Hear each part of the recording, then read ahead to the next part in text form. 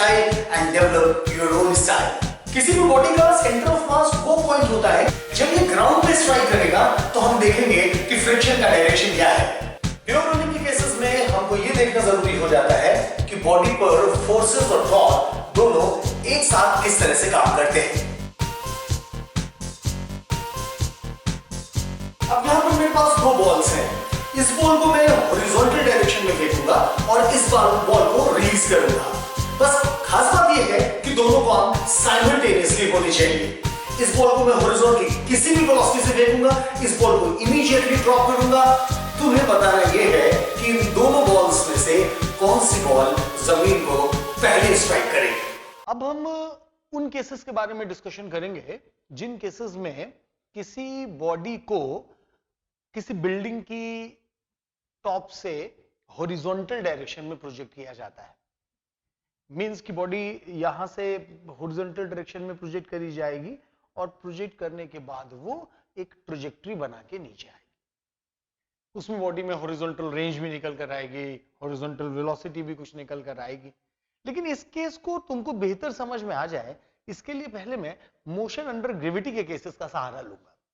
ये बिल्डिंग है और ये इसका टॉप है एंड ये टॉप इसको हम 0,0 मानेंगे हमेशा की तरह, और यहां से हम एक बॉल ड्रॉप करेंगे। So this is the ball and this ball is drop और initial velocity of the ball comes out to be 0 और ये वाला बॉल का जो मोशन होगा वो कुछ इस किस्म का होगा और ये थोड़ी देर के बाद जमीन को स्ट्राइक कर जाएगी।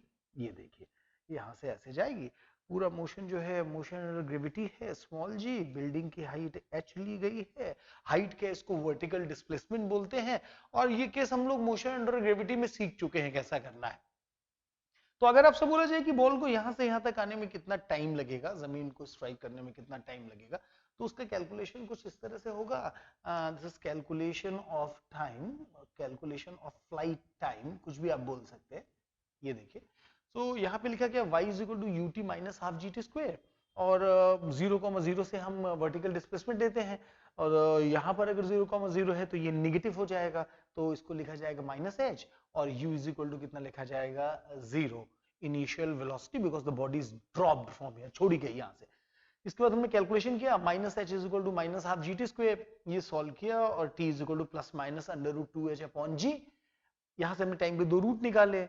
जैसे कि मैं आपसे पहले पूछा करता था कि बॉडी जमीन पर कितनी बार जाएगी, एक बार की दो बार, तो आपने बोला कि बॉडी जमीन पर एक बार जाएगी, इसका मतलब इसका एक रूट ही पॉजिटिव होगा और अगर एक रूट पॉजिटिव होगा तो ये वाला रूट जो है T1 पॉजिटिव रूट, ये आंसर के तौर पर शामिल कर लिया जाएगा और ये नेगेटिव रूट है तो इसको हम हटा देते हैं। अब जब हम इतना काम करते हैं तो अब हम देखते हैं कि उन केसेस में क्या होगा जिन केसेस में बॉडी को हॉरिजॉन्टल डायरेक्शन में प्रोजेक्ट किया जाएगा। अब यहां पर से बिल्डिंग ली गई है और फिर से 0,0 ये इस बॉडी का ओरिजिन लिया गया, the top most point of that building. Again the motion is motion under gravity, परंतु इस समय बॉडी को एक हॉरिजॉन्टल डायरेक्शन में वेलोसिटी दी गई।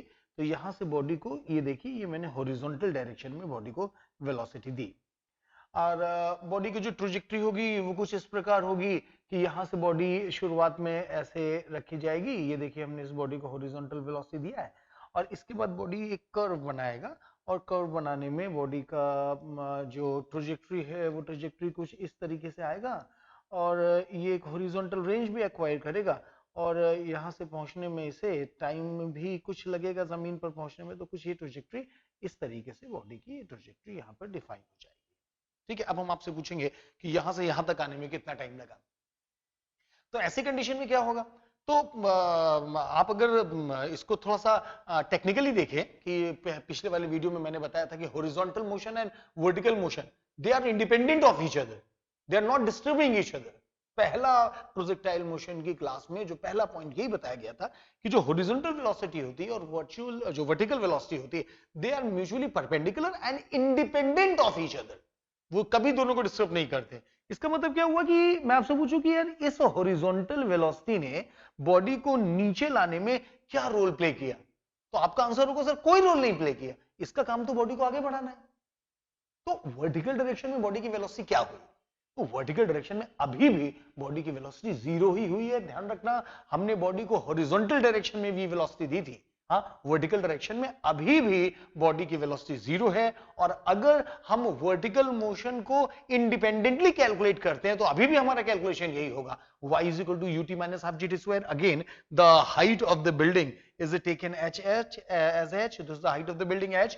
अब क्या हुआ, तो आपने बोला सर फिर से ये अगर ओरिजिन है तो यहां तक की हाइट माइनस एच होगा, u is equal to zero होगा. इसमें हम फिर से इसको कैलकुलेट करेंगे, t is equal to plus minus under 2h upon G. Body जमीन पर एक बार होगी, अर्थात यही वो टाइम होगा, यानी कि वर्टिकल डायरेक्शन में बॉडी को फेंका जाए या हॉरिजॉन्टल डायरेक्शन में, दोनों पर टाइम सेम लगेगा. लेकिन एक टाइम की बात हुई, और जो फिजिकल क्वांटिटीज हैं वो क्वांटिटीज सेम नहीं होंगी, और इसके लिए मैं इन दोनों केसेस का कंपैरिजन करके तुमको दिखाना चाहूंगा. अब इन दोनों केसेस का कंपैरिजन करके देखते हैं. यहां पर बॉडी को ड्रॉप किया गया है, दोनों मोशन अंडर ग्रेविटी है, ये वाला पॉइंट 0,0 और रीजन ये वाला पॉइंट 0,0. इस बॉडी को रिलीज किया गया तो इस पर यहां पर नीचे की तरफ किसी भी प्रकार की कोई वेलोसिटी नहीं दी गई है, और जो ये वाला बॉडी है इसको हमने हॉरिजॉन्टल डायरेक्शन में वेलोसिटी दी है. तो ये देखिए हमने ये डायरेक्शन में, हॉरिजॉन्टल डायरेक्शन में इस बॉडी को कोई एक वेलोसिटी दे दी. ठीक है, अब आपसे बोला गया कि दोनों के टाइम में क्या कैलकुलेशन होगा, तो वो तो आपने पहले देख लिया कि दोनों के नीचे पहुंचने का टाइम सेम होगा. लेकिन अब नंबर आया वेलोसिटी का. तो जहां पर हमने इसको ड्रॉप किया तो यहां पर क्या होगा कि चूंकि एक्सेलरेशन ड्यू टू ग्रेविटी नीचे की तरफ है, तो जो वेलोसिटी है दैट कीप्स ऑन इंक्रीजिंग, ये वाली वेलोसिटी नीचे की तरफ बढ़ती चली जाएगी, और ये देखिए नीचे की तरफ बढ़ती चली गई. और इसके बाद हमने कैलकुलेट किया तो वही वेक्टर इक्वेशन लगाया हमने, v is equal to u minus ji T. Initial velocity कितना है, zero, v is equal to zero minus ji T, and v की वैल्यू निकल कर आ गई माइनस जी टी. और ये टाइम का हमने पीछे वाला यूज किया है क्योंकि ऊपर से नीचे तक का टाइम कितना है, t is equal to under 2h upon g. So इसकी कैलकुलेशन निकल कर आ गई कि भाई v इज इक्वल टू इतना आएगा, और ये जो चीज होगी ये हमारा इक्वेशन डेवलप करेगी. ये चीज, ये वाली चीज है ना, ये सवाल में अगर पूछी जाएगी तो हम इसको ऐसे यहां पर लिख देंगे. ठीक है, अब हमारा नंबर आता है इसका हॉरिजॉन्टल प्रोजेक्शन का. तो इसमें क्या है कि जैसे बोला गया कि ये जो हॉरिजॉन्टल वेलोसिटी है that remains the same. Means कि अगर हम कोई बॉडी की कोई पोजीशन ले लें, लेट अस सपोज हम एक पोजीशन ये ले लें, तो इसकी हॉरिजॉन्टल वेलोसिटी वही होगी जो यहाँ पर है, और इसकी हॉरिजॉन्टल वेलोसिटी भी वही होगी. यानी हॉरिजॉन्टल वेलोसिटी में, हॉरिजॉन्टल डायरेक्शन में कोई एक्सेलरेशन तो है नहीं, तो ऐसी कंडीशन पे horizontal velocity always remains the same. Now vertical direction में क्या होगा, acceleration due to gravity that is acting in the downward direction. तो इस पूरी की पूरी हाइट तक ये नीचे लगता चला जाएगा. तो शुरुआत में इसकी वर्टिकल कंपोनेंट छोटा होगा, ये देखिए this is the vertical component, on then it keeps on increasing. इसमें एक्सेलरेशन ड्यू टू ग्रेविटी लगता जाएगा, तो वो लगातार ऐसे बड़ा होता चला जाएगा. और ये मैंने आपको सिखाया कि इस पर हॉरिजॉन्टल कंपोनेंट भी होंगे और वर्टिकल कंपोनेंट भी होंगे. तो इसकी वेलोसिटी को कंपेयर कैलकुलेट करने के लिए मैं आपको फिर से सजेस्ट करूंगा कि आप वेक्टर इक्वेशन का ही सहारा लें तो बेहतर होगा. एंड यहाँ पे लिख रहे हो velocity at the time of strike. तो आप यूं समझिए कि आपसे ये पूछा जा रहा है velocity vector at the time of strike, उसकी आप हैबिट डाल लो.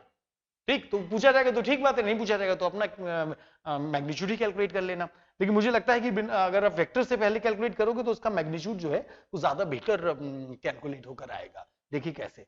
देखिए इनिशियल वेलोसिटी हमने ली केवल हॉरिजॉन्टल डायरेक्शन में, नो वर्टिकल कंपोनेंट. तो हमने लिखा velocity initial that is equal to, and that is vector, मैं इसका वेक्टर फॉर्म लिखने जा रहा हूं, दैट इज इक्वल टू, आपने लिखा हॉरिजॉन्टल डायरेक्शन में अगर आपने वेलोसिटी v ले रखी है तो आप लिखेंगे vi प्लस ऑफ 0j. ये देखिए ऐसे करके ये आपने लिखा vi प्लस 0j. और वेलोसिटी वेक्टर के वीडियो में हमने आपने सारी चीजों को आपके सामने रखा हुआ है. एक्सेलरेशन कितना आएगा, तो आपने ये एक्सेलरेशन निकाला और बोला एक्स डायरेक्शन में कोई एक्सेलरेशन नहीं, 0i plus of minus of gj. So that is here. ये देखिए ये ऐसे करके आ गया. ठीक है, अब आपसे पूछा गया कि इसको सॉल्व करें, तो ये देखिए इस पर क्या हुआ, तो बोले velocity vector after time t. This is the velocity vector after time t. तो x डायरेक्शन में कोई वेलोसिटी नहीं है, तो इसमें कोई एक्सेलरेशन नहीं है, तो वेलोसिटी इज द सेम. तो ये हो जाएगा vi प्लस ऑफ, और यहां पर क्या लिखेंगे, तो जैसा आपको सिखाया है 0 माइनस gtj. ये देखिए ये आ गया. यानी अब अगर हम इसको वेक्टर फॉर्म में लिखेंगे तो हमारा वेक्टर फॉर्म में आएगा velocity as a function of time is equal to expressions v i plus of minus ji t j. ये देखिए माइनस जी टी जे। अब आपसे बोला जाएगा कि भाई इस वेलोसिटी का मैग्नीट्यूड निकाल दीजिए, तो तुमने कहा निकाल देंगे भाई, इसमें कौन सी बड़ी बात है। वेलोसिटी का magnitude of velocity is equal to under root of X square plus Y square that is V square plus of यहाँ पर हो जाएगा माइनस जी टी होल स्क्वायर। ये देखिए ठीक है। और आपसे पूछा जाएगा वेलोसिटी कितना एंगल बना रहा है, ठीक। तो जिस समय स्ट्राइक हुआ या कोई भी और सवाल में तो आपने एंगल निकाला tan of alpha is equal to y component divided by x component, so that is minus gt। ये देखिए minus gt divided by y by x that is v। ये देखिए ठीक है। अब क्या होगा, जैसे जैसे टाइम बढ़ता जाएगा ये वाली चीज बढ़ती जाएगी, तो उसके अकॉर्डिंग एनालिसिस कर लेंगे। और अगर आपसे पूछा जाएगा कि जिस समय इसने जमीन को टकराया उस समय इसकी वेलोसिटी का मैग्नीट्यूड बताइए या वेलोसिटी का एंगल बताइए, किस एंगल से वेलोसिटी को टकराया गया, तो ऐसी कंडीशन पे आप इस t की जगह वही जो हमारा इसके पीछे रिजल्ट निकला है t इज इक्वल टू कितना डालेंगे अंडर रूट 2h अपॉन जी, जो पीछे का रिजल्ट है वो निकल कर आ जाएगा। तो ये जो आपके कैलकुलेशन है ये वेलोसिटी से एसोसिएटेड कंप्लीट हो जाएंगे कि भाई इस वाली फिगर में वेलोसिटी क्या, इस वाली फिगर में वेलोसिटी क्या होगा, तो इस वाली फिगर में केवल वर्टिकल कंपोनेंट होगा, और इस वाले में वेलोसिटी क्या होगा, तो आपने बोला इस वाले में वेलोसिटी का केवल और केवल x कंपोनेंट भी आएगा और y कंपोनेंट भी आएगा, तो ये कंप्लीट वेलोसिटी डेवलप होगी। तो ये रही इनकी वेलोसिटी की बात। अब हम इसके आगे रेंज के बारे में बात करेंगे, भाई यहां से लेकर यहां तक इसमें बॉडी ने कितना हॉरिजॉन्टल सेपरेशन पूरा किया, उसे अभी देखते हैं। अब ऐसी कंडीशन में हम लोग इसकी हॉरिजॉन्टल रेंज निकालने की कोशिश करेंगे। तो पहले तो इस कंडीशन में जबकि बॉडी डायरेक्टली प्रोजेक्ट की गई तो इसमें तो हॉरिजॉन्टल रेंज का कोई सवाल ही नहीं उठता है, यहां से बॉडी जाएगी और सीधे नीचे गिर जाएगी, तो इसकी तो कोई हॉरिजॉन्टल रेंज नहीं पॉसिबल है। ये वाली के हॉरिजॉन्टल रेंज ट्राई करता हूं। हॉरिजॉन्टल रेंज ये बेसिकली इस पॉइंट से इस पॉइंट तक ये जो सेपरेशन है, यहां से लेकर यहां तक की जो सेपरेशन है उसे हॉरिजॉन्टल रेंज का नाम दिया जाता है। ये मैं तुमको पहले ही बता चुका हूं कि किसी भी किस्म के कैलकुलेशन में जब हम लोग x और y को अलग अलग करते हैं तो और हमको x डायरेक्शन में चीज निकालनी है जिसको कि हम रेंज बोलते हैं, तो हम क्या लिखेंगे, तो बोला x is equal to and the expression is ut plus half at square. तो देखो बेसिक तो कभी मत छोड़ना, x डायरेक्शन में कैलकुलेशन हो रहा है तो x डायरेक्शन में टाइम के रिस्पेक्ट में डिस्प्लेसमेंट निकालने का केवल यही माध्यम है, x is equal to ut plus half at square. अब बोलेंगे क्या भाई u की जगह क्या है, तो बोला this is the horizontal velocity projected here, so u is equal to in this problem it is given as v and what is the value of a, तो ये पहले ही बोल दिया गया कि हॉरिजॉन्टल डायरेक्शन में किसी भी प्रकार का कोई एक्सेलरेशन पॉसिबल नहीं है, तो acceleration a is equal to 0। Now हमने यहाँ पे वैल्यू पुट करी, so what is the value of t, so t is basically the total flight time from this point to this point, t is the total flight time. तो क्या हुआ, तो हमने बोला कि हम t की जगह वैल्यू डालेंगे, t की जगह वैल्यू डालेंगे under root 2h upon g, ये हमने t की जगह वैल्यू डाली, ठीक है। इसके बाद क्या हुआ, तो जब हम वैल्यू यहाँ पे डालेंगे तो x आएगा, x is equal to v multiplied by under root of 2h upon g, and this particular thing is called the horizontal range from this particular point to this particular point of the projection of this ball। तो इसका मतलब यह हुआ कि भाई इस condition पे किसी भी प्रकार की कोई हॉरिजॉन्टल रेंज नहीं आई, so this is no horizontal range, और यहाँ पर हॉरिजॉन्टल रेंज ये निकल कर आ गई। इसका मतलब अगर कंक्लूड करें तो क्या बोला जाएगा कि बॉडी यहाँ पर से ड्रॉप किया गया और इसको इस डायरेक्शन में फेंका गया, तो दोनों के जो टाइम ऑफ फ्लाइट होगा वो टाइम ऑफ फ्लाइट सेम होगा और फिजिकल क्वांटिटीज अलग अलग होंगी, वो चीज मैंने आपको बताई। अब यहां पे मैं चाहूंगा कि तुम इस चीज को एक्सपेरिमेंटली देखो और अलग अलग केसेस में एक्सपेरिमेंट से जो कंक्लूजन ड्रॉ हो उनको बहुत ध्यान से एज अ कॉन्सेप्ट अपने दिमाग में रखना, और इसके लिए मैं तुम्हें एक्सपेरिमेंटल सेटअप पर ले चलता हूं। इस चीज को एक्सपेरिमेंटली देखते हैं और ये प्रिंसिपल एक्सपेरिमेंट भी तुम्हारी समझ में आए इसके लिए मेरे पास 2 बॉल्स हैं और ये 2 अलग अलग किस्म की बॉल्स हैं। ये वाली बॉल पर एक छेद बनाया गया है, यहां पर एक होल है और इस होल से मैं इस रॉड को पार करने की कोशिश करूंगा और ये देखिए ये रॉड इस होल से आर पार हो गई। आइडिया क्या है उसको समझ लें कि मैं इस बॉल को यहां पर रखूंगा ऐसे करके और जब मैं इस रॉड को राइट हैंड साइड की तरफ मूव करूंगा तो ये वाली बॉल जमीन पर छू जाएगी। देखो कैसे, और ये मैंने और ये वाली बॉल जमीन पर। ऑन द अदर हैंड मेरे पास एक और बॉल है और ये वाली बॉल पर किसी भी प्रकार का कोई भी होल नहीं है। इस बॉल को मैं इस जगह पर रखूंगा और इस जगह पर ये बॉल यहां पर सेट होगी और आइडिया क्या है कि जब मैं इस रॉड को इस बॉल के लिए राइट हैंड साइड पर खिसकाऊंगा तो रॉड का ये वाला सिरा इस बॉल पर स्ट्राइक करेगा और इसकी वजह से ये वाले बॉल को एक हॉरिजॉन्टल वेलोसिटी मिलेगी और ये कुछ इस तरह से मूव करती हुई जमीन पर जाएगी। देखिए कैसे,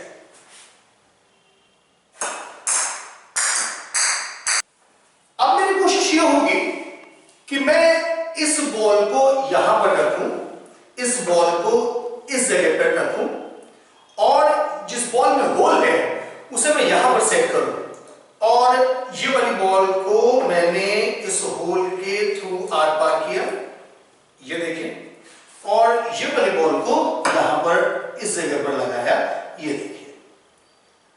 अब मैं जैसे ही इस रॉड को राइट हैंड साइड पर खिसकाऊंगा, इस रॉड को मैं राइट हैंड साइड पे खिसकाऊंगा तो क्या होगा कि ये वाली बॉल नीचे गिरेगी और ये वाली बॉल एक ट्रेजेक्टरी को बनाती हुई नीचे जाएगी, एक प्रोजेक्टाइल बनाते हुए नीचे जाएगी। ऐसी कंडीशन में जो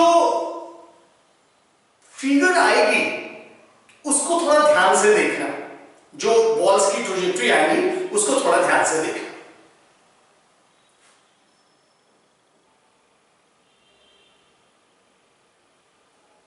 Here we go.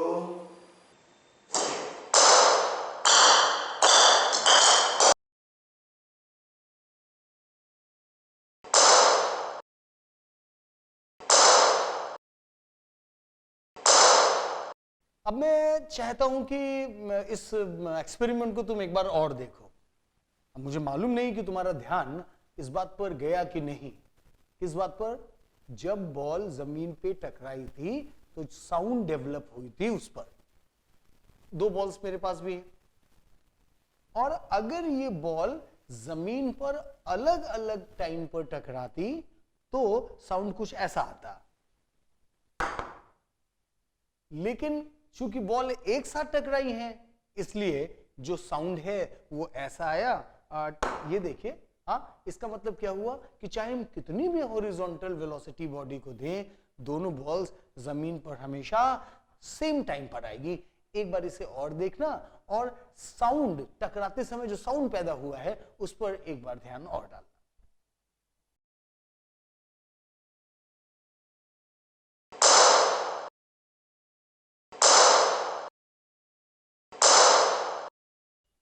हमारा ये वीडियो तुमको कैसा लगा इसके बारे में हमको जरूर अपना कमेंट्स, अपना सलाह मशवरा भेजना। हम अपनी टीम के साथ इसे और इम्प्रूव करने की कोशिश करेंगे। प्रोजेक्टाइल मोशन के और भी videos, flight time, range, journal projection, projection from the building, ये सब अवेलेबल हैं। उनको देखकर तुम अपनी परेशानियां शॉर्ट आउट कर सकते हो। इसके अलावा हमारा फेसबुक पेज भी है जिससे आप कनेक्ट कर सकते हो। उसमें साइंस से एसोसिएटेड, फिजिक्स से एसोसिएटेड बहुत सी इंटरेस्टिंग जानकारी है जिन्हें आप ले सकते हो। Thanks for watching.